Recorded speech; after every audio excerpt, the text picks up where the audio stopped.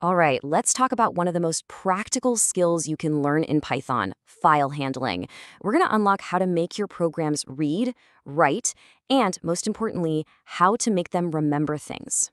You know, it kind of feels like magic, right? But it's not. The secret is all about handling files.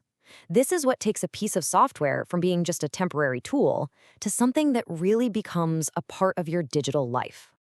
Okay, so let's really dive in and get our heads around this. When we say file handling, what are we actually talking about? What does it really mean for the code you write? To put it simply, it's how your Python code can create, read, and mess with files. Think of it as the bridge between your program's short-term memory and your computer's permanent storage. Without it, every single time you ran a program, it would be like starting over from scratch. Now, in Python's world, you're mostly dealing with two types of files. You've got your text files, which are exactly what they sound like, stuff we can actually read. And then you have binary files. These are a whole different beast. Think images, audio files, you name it.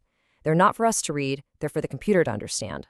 So before we can do anything at all with a file, we need the key to unlock it. We have to open it. And believe me, there's a right way and a very, very wrong way to do it. When you open a file, you have to tell Python what you plan to do. You use a mode for this. Think of it like telling a bouncer your intentions. Are you just here to look around? R for read. Or are you planning to W for write, which could change everything? Or maybe you just want to A for append, to tack something on at the end. And here it is, the golden rule you absolutely need to remember. Always use the with statement. See, the old way of opening and then manually closing a file is just risky. If your program hits an error, that file could be left hanging open, and that can lead to corrupted data. The with statement is your safety net. It guarantees that the file gets closed properly, no matter what happens.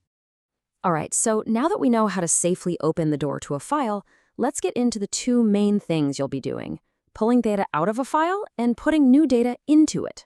So Python gives you a few different tools for reading. If it's a small file, you can use .read to just slurp the whole thing up at once. But for bigger files, it's usually smarter to use .readline to sip it one line at a time. Or maybe .readlines to get all the lines neatly organized into a list. Okay, listen up, because this part is super important. When we talk about writing to a file, using the W mode is like taking a bulldozer to it. It completely flattens whatever was there before. If you just want to add a new entry at the end, you absolutely have to use A for append. It's way safer if you want to keep your old data. We've covered the basics, but Python's power goes way beyond simple text.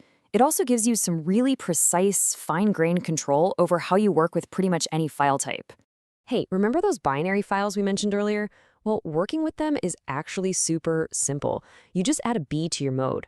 So R becomes RB for read binary, and W becomes WB for write binary. That's it. It just tells Python, hey, treat this as raw bytes, not text. And this brings us to a really cool idea. Python always knows exactly where it is inside a file. It uses something called a pointer, which works just like the blinking cursor in a text document. It keeps track of where the next read or write operation is going to happen. And the best part, you can control that pointer. The .seek function is basically your superpower for file navigation. It's like having a bookmark. You can read a few characters, then use seek 0 to instantly jump right back to the beginning of the file and read it all again. It gives you total control. Finally, let's get into the practical, real-world stuff, how to actually manage these files, and more importantly, how to prepare your code for when things, inevitably, go wrong. To handle files on your actual computer, Python gives us the built-in OS module. It's always a good idea to check if a file even exists with os.path.exists before you try to open it. And when you're done with the file for good, os.remove gets rid of it. But be careful, there is no recycle bin for this command. When it's gone, it's gone. Now, if you want to write truly professional, robust code, you need to wrap your file operations in what's called a try-except block. This is your ultimate safety net. It lets you try to do something, like open a file, and if an error happens, like the file isn't there, your program won't just crash and burn. Instead, it'll jump to the except block and handle that error gracefully. So if you only take away a few things from all this, make it these three. 1. Always use the with statement. It's just safer. 2. Know the difference between W for write and A for append so you don't accidentally delete your data. And 3. Use try-except blocks to build code that doesn't fall apart when it hits a little bump in the road. Now that you have this power, seriously, the possibilities are endless. You can build programs that keep logs, save user settings, or even create your own simple databases. That barrier between your program and the real world, it's gone. So the real question is, what are you going to build with it?